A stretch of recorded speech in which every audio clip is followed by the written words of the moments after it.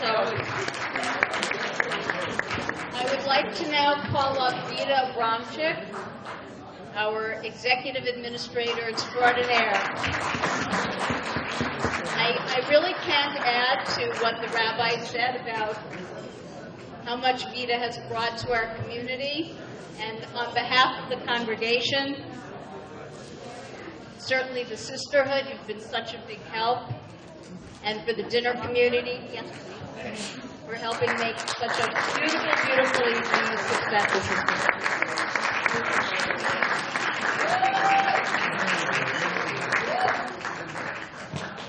It's my pleasure now to turn the microphone over to Dr. Joe Newstein, who will introduce the couple you've already heard so much about.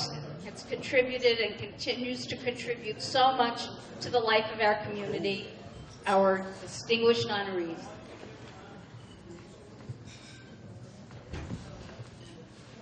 Good evening. I'm pleased to introduce Radine and William Spier as our guests of honor. We thank the extended Spier family and many friends for joining us as we recognize the contribution by Radine and Bill to the establishment and growth of Boca Jewish Center.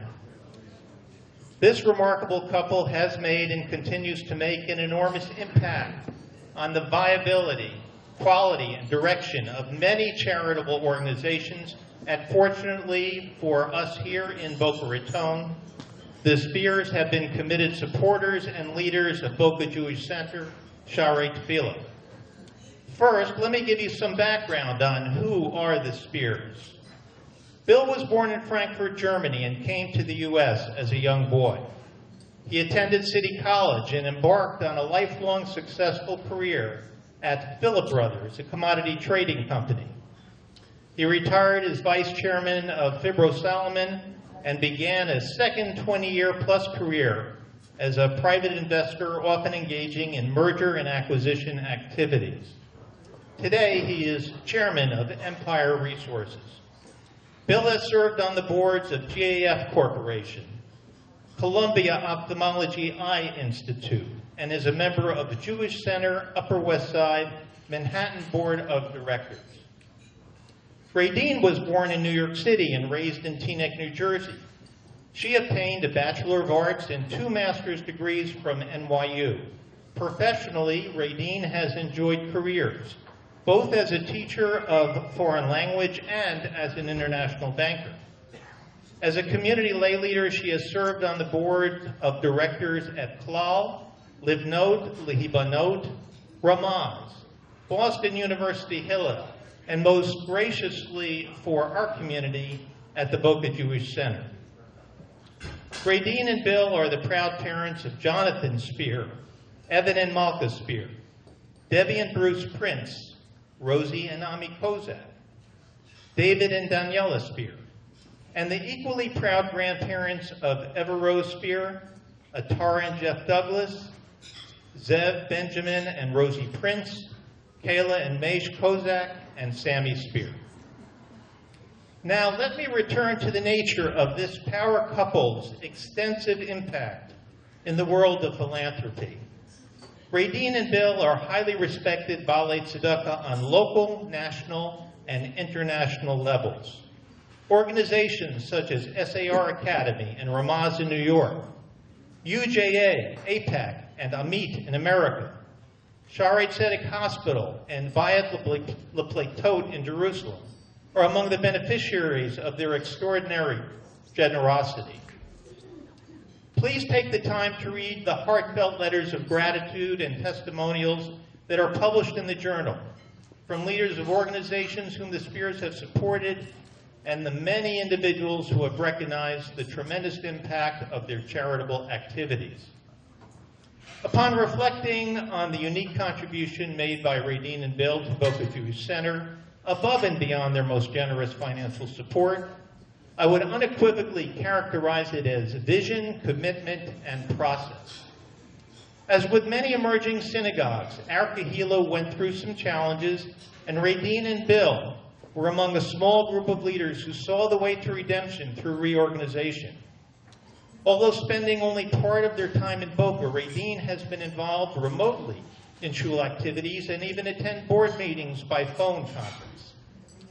I can still remember Radine insisting on the establishment of a synagogue constitution, which she single-handedly prepared, along with a commitment to process and order.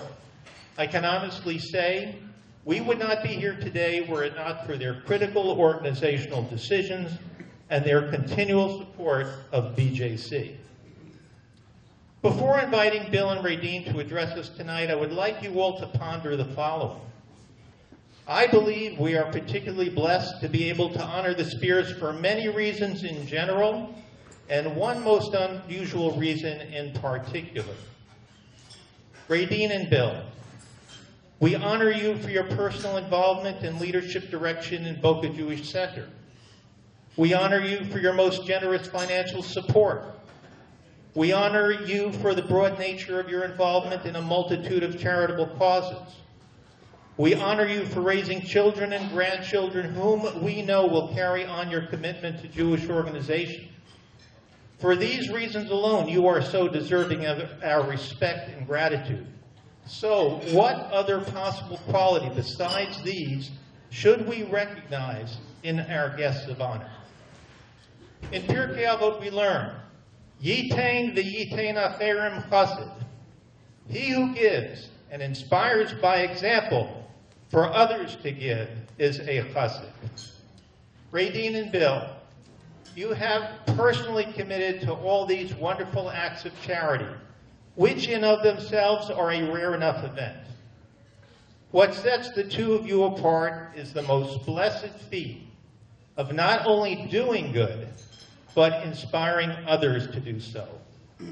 The ability to set an example that others wish to follow is a most admirable and unusual quality. You humbly demonstrate what it means to give tzedakah to help those in need, and extend random acts of chesed to make our world a better place.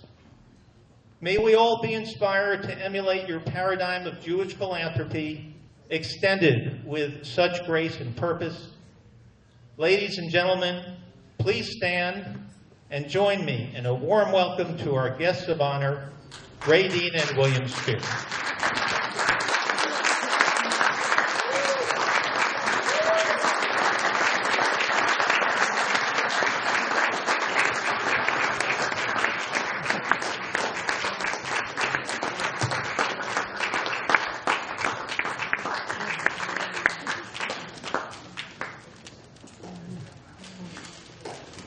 On behalf of the Boca Jewish Center, we also have a gift for the Spiers. I'm sure they'll open it and be happy to show you what it is after the program.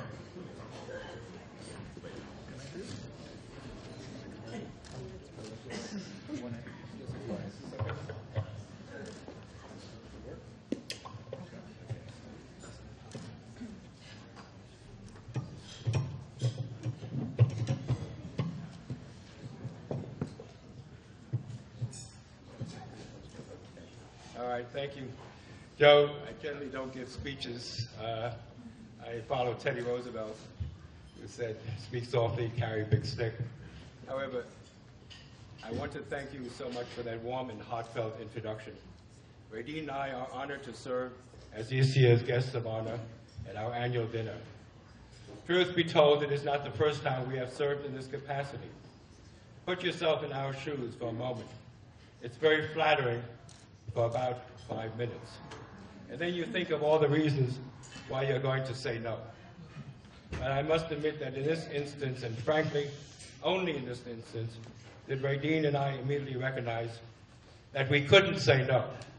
We needed to accept this honor and frankly this responsibility because we feel such a strong commitment to the Boca Jewish Center and to our rabbi and rebbitzin. So we thank you, our shul community, for joining with us tonight, celebrating our many shul activities. We thank you, many friends who understood our steadfast commitment to this growing shul community and generally adding to their financial support.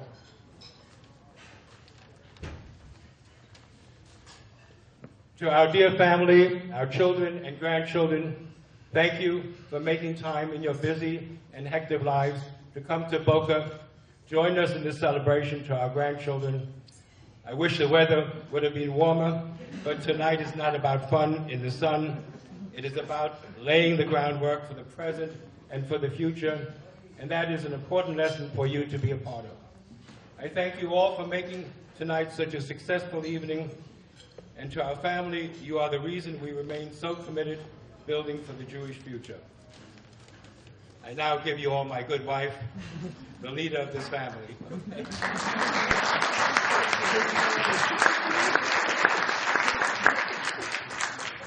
Thank you, Joe, for that beautiful introduction, and to Rabbi for your kind words. Before I begin, I must give a yasher koach to our fellow honorees and millionaires. You are the true builders of the Mishkan, the backbone of the rhythm, the daily rhythm of our shul, and Bill and I are so honored to share tonight with you.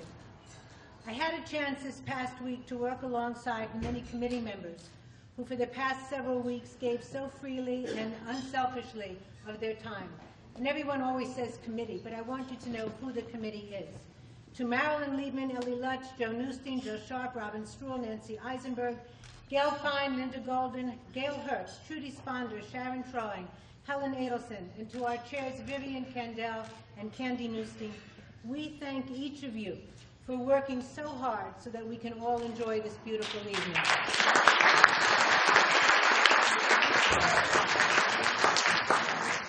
I want to acknowledge the presence of our many family members and also the presence of my mother.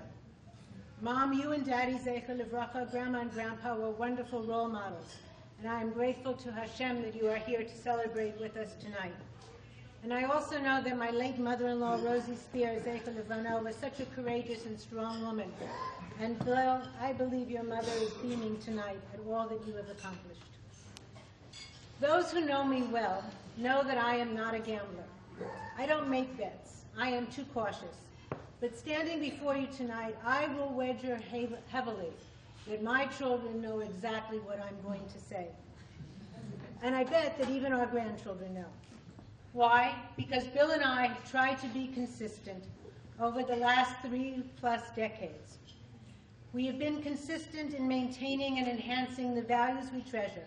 We are deeply committed to our family and to our various communities, and to strengthening the entities that provide for the Jewish future. I remember when I was in my early 20s, a period of great self-questioning. I asked my rabbi's wife why she was Shomeret Mitzvot. Why did she believe in following the mitzvahs? She said to me that she felt that it was incumbent upon her to role model and to follow the role model of all the generations that preceded her. Actually, when I was in my 20s, I thought that was a very trite response. But now, being a little bit older, I fervently believe in exactly what she said. And to this day, I recall our conversation. I believe that it is incumbent upon me to follow that train of events, to follow the chain. And Bill and I remain committed to Yiddishkeit, to the observance of mitzvot, to the giving of tzedakah, and to acts of chesed. We are most grateful to Hashem that each of our children has strengthened the links in this chain. And we hoped for our grandchildren that the foundation we have given you and continue to give you, that you will be able to take your place as well. But I also realize that each of you who are joining us here tonight are equally committed to the same ideals, the ideals of family, of community, of building for the Jewish future. We are all in this together. You share our commitment and our belief that together we can make a difference. You share our feelings of giving Hakarat HaTov to our dear Rabbi and Rebbitzin, to thank them for constantly and warmly opening up their home and sharing their Shabbat and Yontif meals with us, for counseling us and consoling us during difficult times, for sharing in our smachot, in our celebrations, for guiding us in study, for inspiring us with Divrei Torah, and for dedicating themselves to the growth and success of the Jewish Center. And by the way, I too have to mention that for those of you who were unable to attend Tuesday night's Night of Inspiration, which featured our very own Rebbitzin in a panel consisting of the outstanding women leaders of the Jewish community of Boca Raton, you missed an extraordinary evening. and her phenomenal presentation. Our Rebbitzin stood very tall among her peers. The heads of schools, the organizations, CEOs, our Rebbitzin was outstanding. This past Shabbat morning when I was in shul, I looked around. There were so many faces that I did not recognize. I tried to count how many people were there. When I got up to the number 120, I stopped counting. And that number did not include the 40-plus children who quietly came in during Ein Kelohenu and eagerly awaited their Shabbat treat.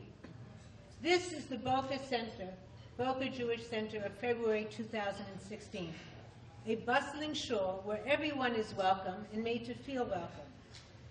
But my challenge to each of you, my sincere request and my plea, is that you have to think about ways that you can volunteer and you can help. Yes, we need financial support, but equally important, and at times more important, is the fact that we need volunteers. We need you to call the rabbi, to call Vita, to call Yaakov, and ask, what can I do? How can I help? Yes, we are all very busy. And yes, our work and our family demands our complete focus. But your shul truly needs you. There is a place for you at the table to serve on committees, to chair committees, to host new members for Shabbat dinners, to welcome new faces Shabbat morning, and to help plan events and ensure that they are well attended. As we grow, we face new challenges. How do we retain the warm and friendly atmosphere while integrating new faces? What events must we plan to incorporate different generational constituencies? How do we encourage those who did not feel compelled to attend tonight's celebratory dinner to attend next year and show their thanks and support for the institution and for the rabbi who was always there to support their needs? How do we plan events and encourage participation from the wider community? How do we plan for the future, and what is our commitment, both financially and of our time? We cannot be successful, and we will not be successful, unless the majority of our constituency is involved. And how do we get them involved? I have just shared with you the myriad of questions and issues that our rabbi, our president, and the board wrestle with on a constant basis. We do not have the answers yet, but the conversation needs to be widened. We truly need your participation, and I urge you to think of your role and your communal responsibility. Volunteer if called upon, and please say yes. Heed the words of Pirkei Avot, Im ein ani li mili, v'kashani le'atzmi, ma'ani. If I am not for myself, who is for me? And if I am only for myself, what am I? This week's Parsha, Parsha Truma, is unlike many of the other Parshas in the Torah, which usually contain a historical, descriptive event. This Parsha is replete with detailed instructions on how to build the Mishkan, how to build the tabernacle. In preparing my speech, I felt that the timing of tonight's dinner with this Torah reading must have been carefully orchestrated. It just could not have been a mere coincidence of time. There are two pesukim, two sentences in the Parsha that truly resonated for me, and I think they are relevant to our community. So please allow me to take poetic license. V'asuli mikdash v'shachanti b'tocham, pasuk chet. You should make for me a sanctuary, and I shall rest therein. Here we see the emphasis is on action. Build for me a sanctuary, or in modern day terms, a shul. This pasuk should resonate for all of us, for this is what collectively we have all accomplished. But it should be done with devotion and sincerity, because then we will realize the purpose of building a shul is really for us. When we build a shul, we are truly investing in ourselves and in our future. Pasuk Aleph. V'yidaber Hashem el Moshe lemor, and God, Hashem spoke to Moses, saying, Daber el b'nei Yisrael v'yichu li teruma, me'et kol ish asher yidbenu libo. Speak to the children of Israel and have them take for me an offering, a donation, from every person whose heart inspires him to generosity. Rashi says, When you give something willingly, then you feel as if you have a stake in the endeavor. When you give to your community, you become a stakeholder. You are really doing something for yourself, because you will be the beneficiary. How very apropos these two Pesukim are as we celebrate here tonight and look towards the future. We are at a critical juncture in our growth. It is important to heed the words of this week's Parsha. When you give, you are really investing in yourselves and in your community and in your future. Tonight, we are all together strengthening the links in the chain. Let us join together. Let us work in unity. Let us strengthen our efforts to achieve the spiritual, individual, and communal goals we all aspire to. We thank each of you for honoring us tonight and for honoring our community. Thank you.